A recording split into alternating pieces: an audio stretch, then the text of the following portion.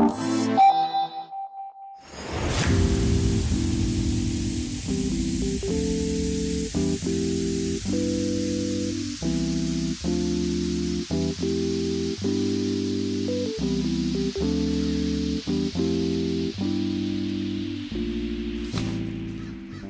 guys, my name is Connor and I'm going to be taking you over the setup procedure for the Kingsong S18. If you're anything like us, you've just received it in the mail and you're not sure what to do. It's a little complicated. There's many more options in terms of initial setup. So we're going to be going over that today and helping you through it. Let's get into it.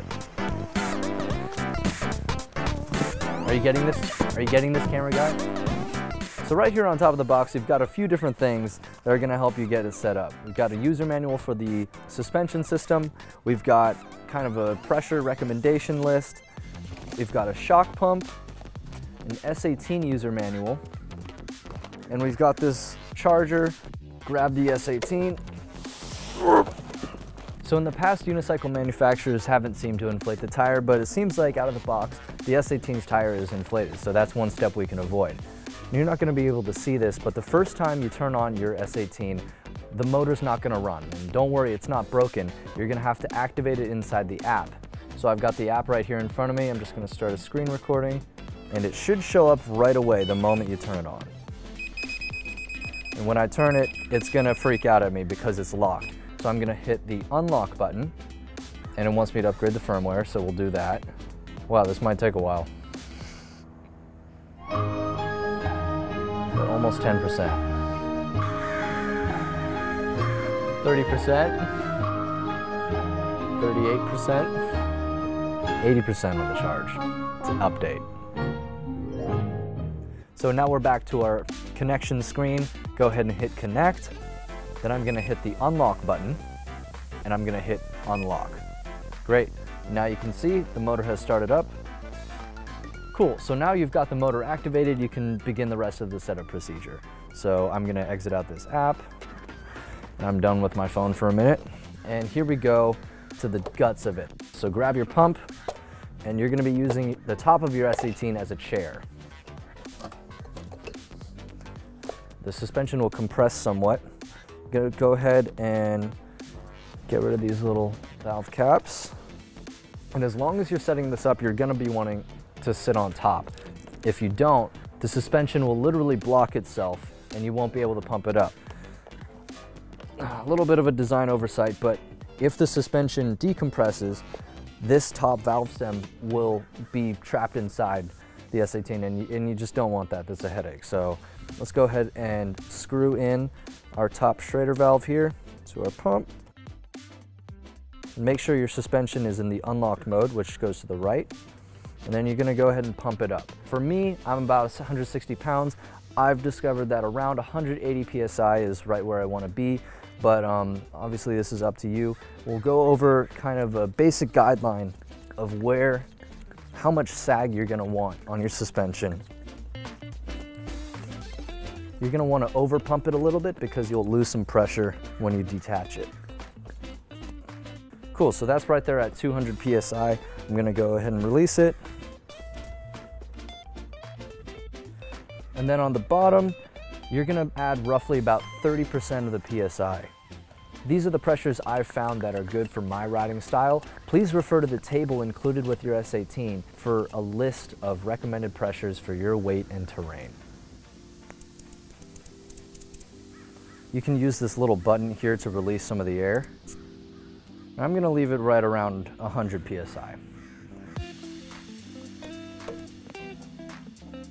So now we've relieved our weight from the wheel, we can see that the suspension has decompressed and it's expanded. And this is where the rubber band is gonna be your friend. You're gonna move that all the way up to the bottom of this chamber, and you're gonna go ahead and put your weight on top.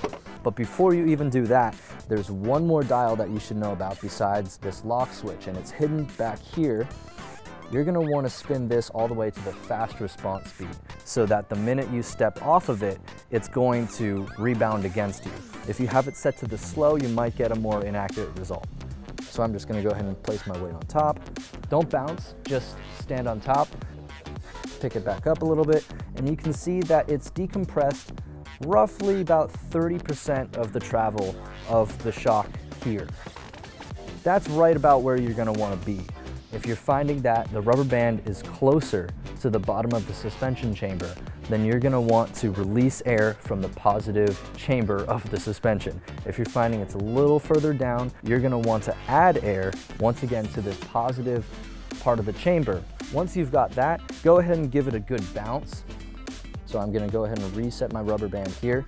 Go ahead and give it a good bounce and see how low that goes.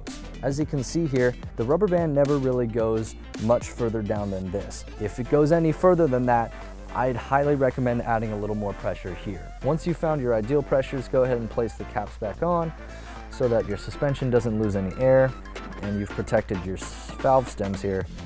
Then you're good to ride.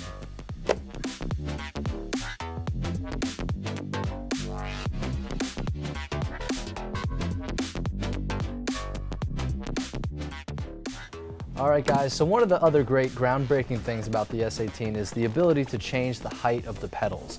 And we're gonna be going over that right now.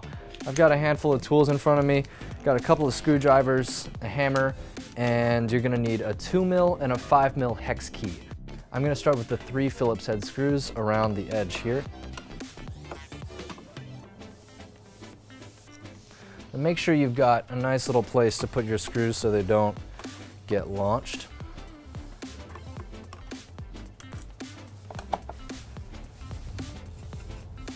The last one here. Then it's just a matter of gaining access to these 4 5mm bolts here. I've found that my tool, which is a multi-tool, can't get access on its own, so we're gonna be removing the pedal, which is pretty simple. For that, you're gonna be using a 2mm tool, and you can see there's one little grub screw right in here.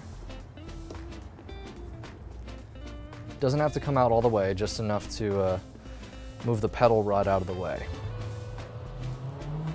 I'm gonna be using my screwdriver and my hammer to get that out of here.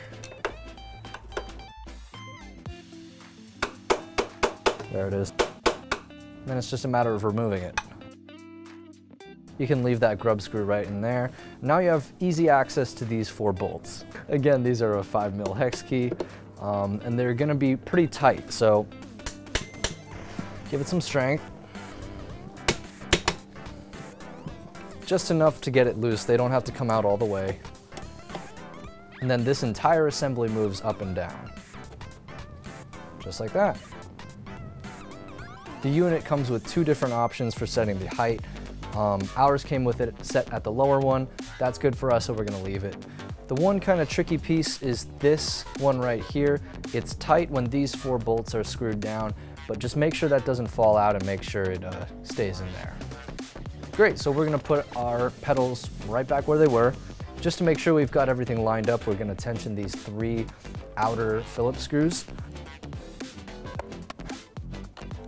These aren't actually load bearing, so they don't have to be super tight, but we'll just tension them down so they don't fall out. Then we're gonna tension these 4 bolts here again. Again, they're 5mm. Standard practice is don't tighten any one of them down all the way. Tighten them down equally so you create an even load. These bolts are holding your weight, so you're gonna wanna make sure they're tight. Don't over tension, as always. So now that everything's tight, we can put our pedals back in. Then you're gonna make sure that your divot lines up with the grub screw here. So line up your pedal rod so that'll go in, and that divot will meet up with your grub screw. Something like that. Once your pedal rod's back in, just go ahead and screw this grub screw back in. This is not load bearing, so screw it until it's tight and then back it off just a bit. And your pedal's all good to go.